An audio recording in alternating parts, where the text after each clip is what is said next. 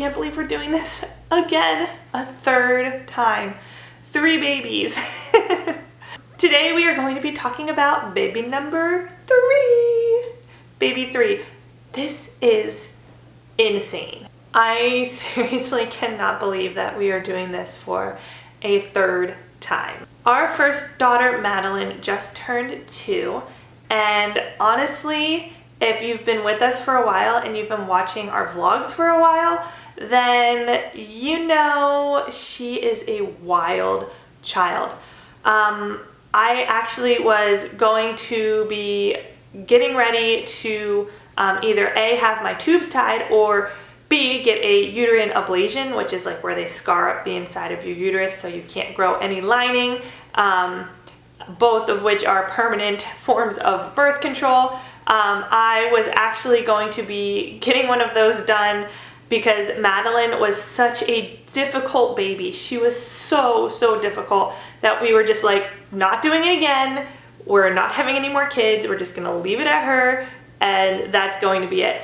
But our second daughter, Kaylee, decided to surprise us basically the same day that we made that decision. I took a pregnancy test and it came up with 2 lines. And guys, honestly, she has been a blessing. We love her. She is so sweet, and she is nothing like Madeline. She is a very easy baby. She had colic in the beginning, but she has been really easy. And so we decided that we were only going to have those 2. We didn't want any more. We would welcome more if we had them, but we weren't trying for more. And I had been put on birth control for that. I was put on the mini pill. And I started having really severe reactions to it, so I actually had to come off of it, which is reactions that I have to any form of birth control, really. So I had been on nothing, and 2 months after coming off the pill, here we are, baby number 3. I don't want it to come off as that I'm not happy for it or that I'm upset about it, because I am not. I would love to have as many babies in my family as possible. I've thought about adoption before. I would love to adopt. I would love to do any of that. The problem is that all of my pregnancies are high risk. So welcome to my high risk pregnancy, and if you want to follow along, hit the subscribe button, because it's gonna get pretty crazy here in like 7-8 months. Things are gonna be flying off the wall. It's gonna be nutso. So all of my pregnancies are high risk. I have high blood pressure. I've had issues with the placenta. I end up being induced every single time. I get induced early. It's on my records. I am not allowed to go to 40 weeks. Absolutely not. I can't do, people ask if I ever wanna have like a home birth, any of that. I'm not a candidate for like any of that at all. I will always have to be in the hospital, but I am also not a candidate for an epidural. So I know that I'm going to have to go through a very long, drawn out, high risk, painful pregnancy, and then at the end, before the baby comes, I don't get an epidural. So I already know, like in my head, like I've already got to go through all of that. And so it does make it a little hard on me, but honestly, I've been able to like push it to the back of my head, and it's really not bothering me all that much. At this point, when I got the positive pregnancy test, if you watch the video, I was like, oh, I can't have an epidural, which is true, it does suck.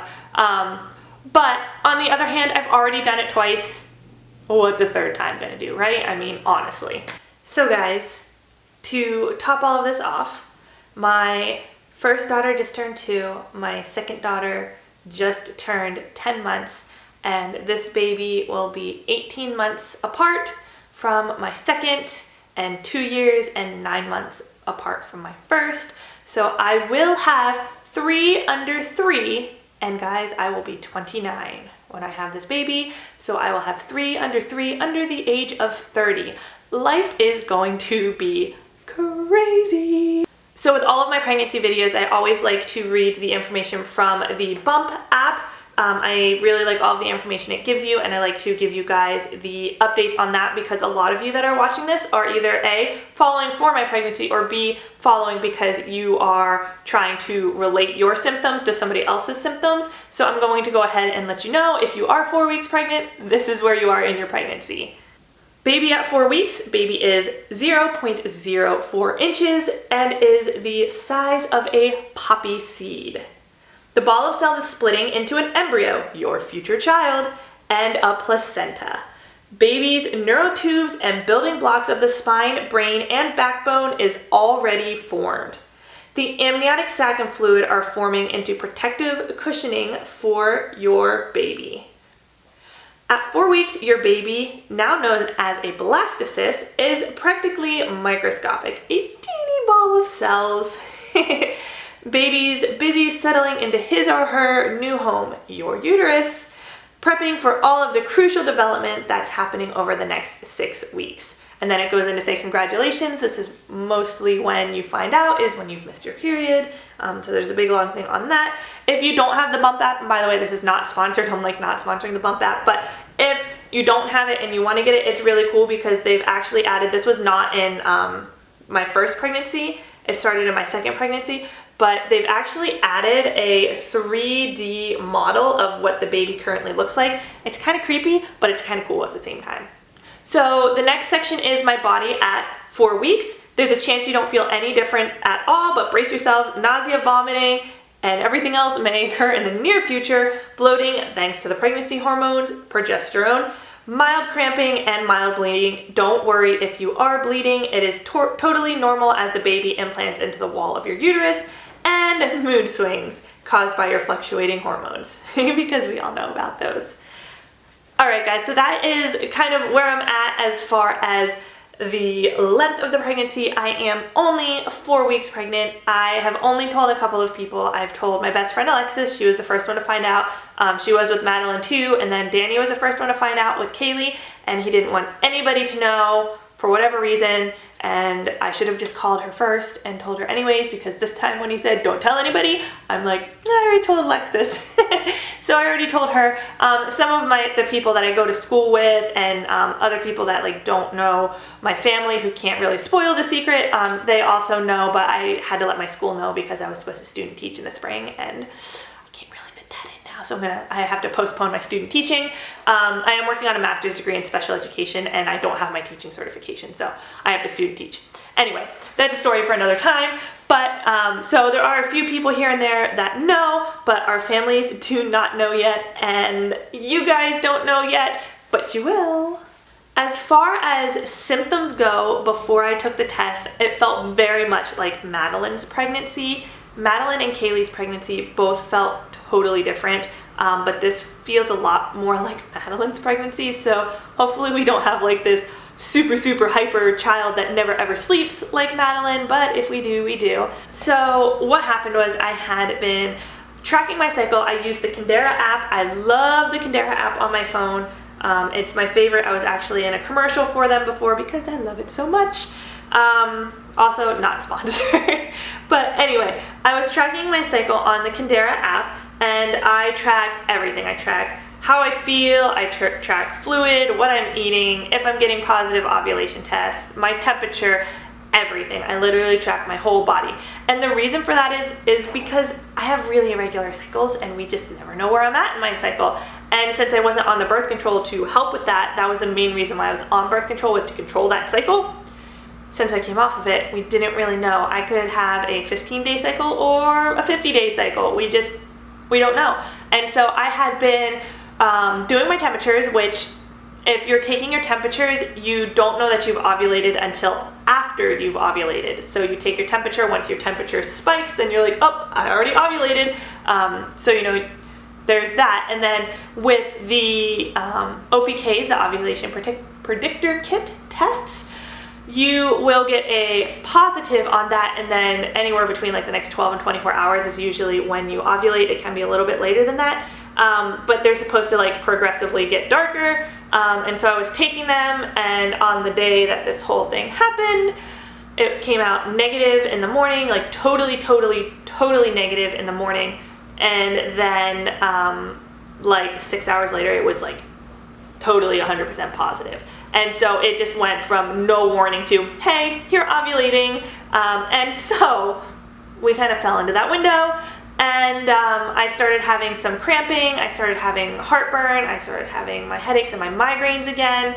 And at that point I kind of was like, yeah, this is probably happening. So on 9 DPO, I took a cheapy internet test You can watch me take that in the video. It came back totally negative, nothing at all, but 8 DPO is kind of early for me. The earliest I got a test with either one of my kids, I think, was 13.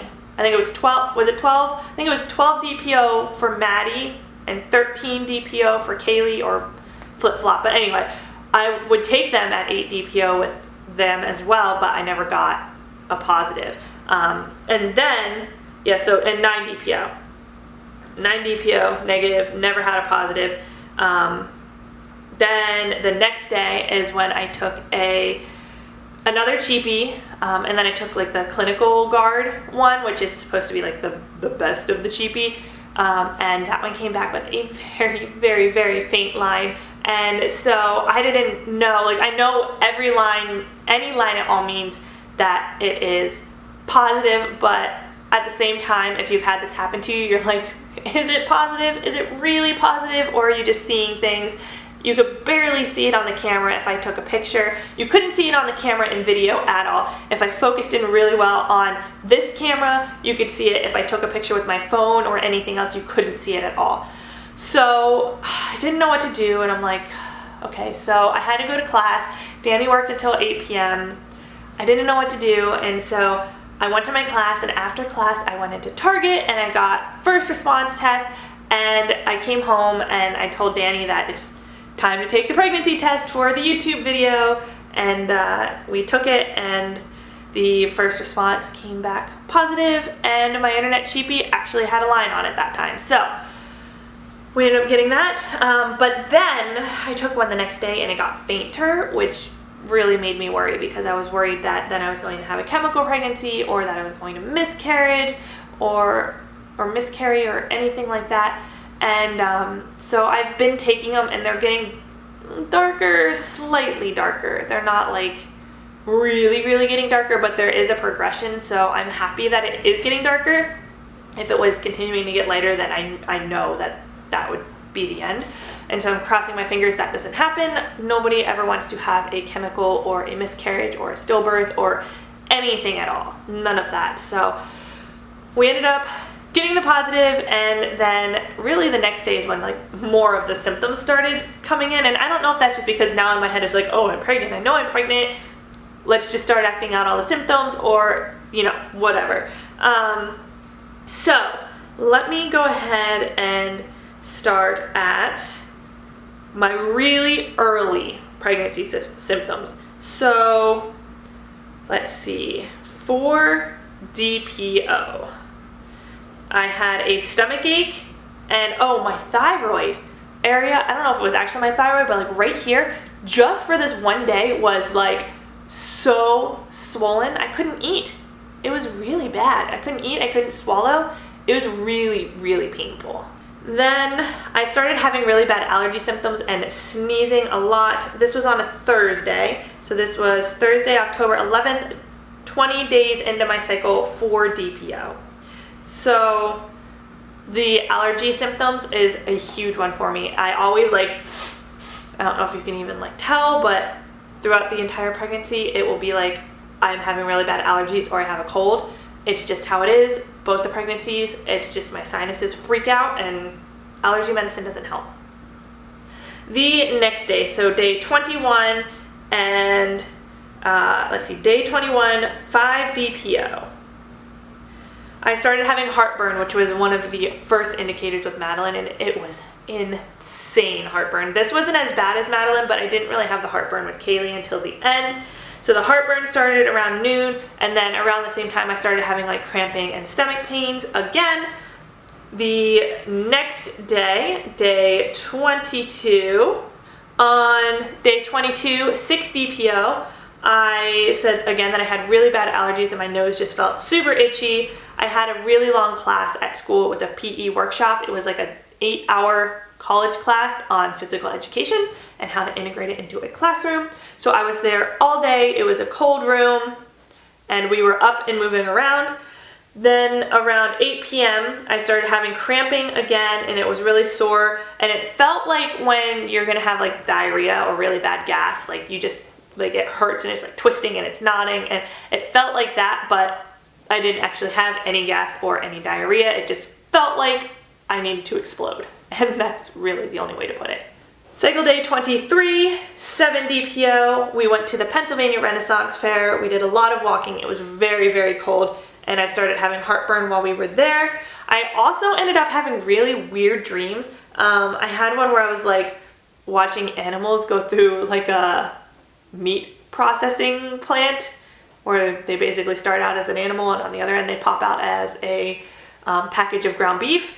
So that was really sad because I'm a vegetarian, and so I didn't like that in my head.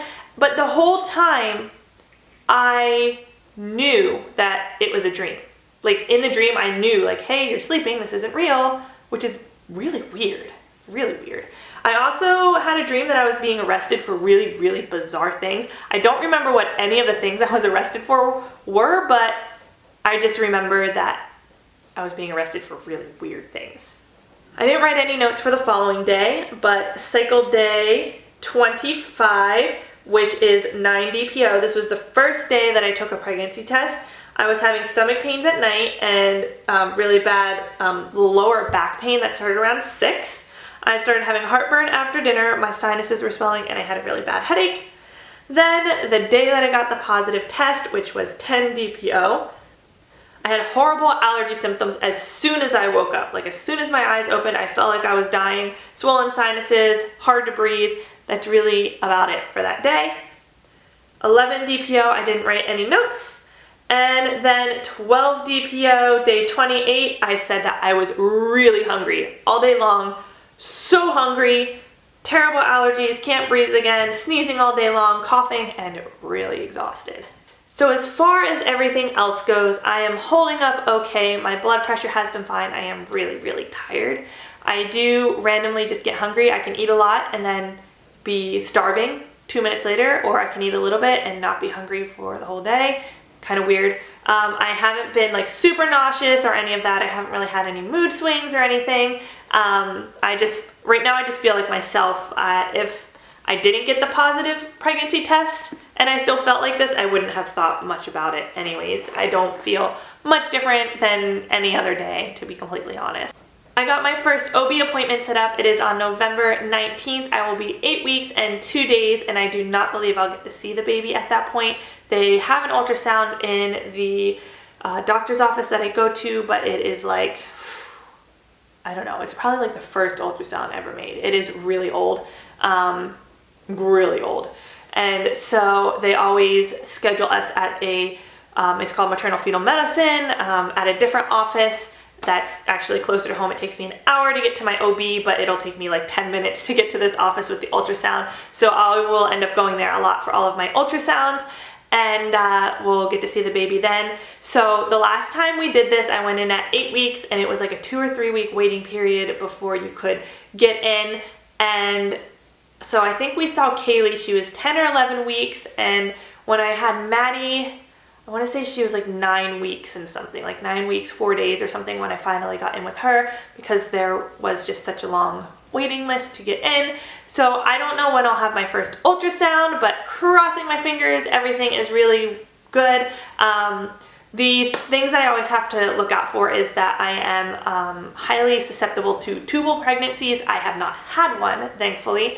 So hopefully I don't have one now. But my ovaries are set really, really far back from my uterus, so I am much more prone to tubal pregnancies and ectopic pregnancies than most people would be. That's not really one of the reasons why I'm considered high risk. I have other issues with scoliosis, blood pressure, migraines, like all kinds of other things that we'll make a whole video on it. But I am always high risk. As soon as I go in, I'm marked as high risk, and that's that. I'm not gonna change it. So anyway, guys, I think that's about it for this video. Thank you so much for watching. I am so glad that you guys are back here with me. I honestly can't believe that we're doing this for a 3rd time. It's crazy, but if you have not done so already, hit the subscribe button and make sure that you hit the little bell button so you get all of the notifications whenever I release these videos. If you have any questions or comments, please leave them down below and I will be happy to answer them as quickly as possible.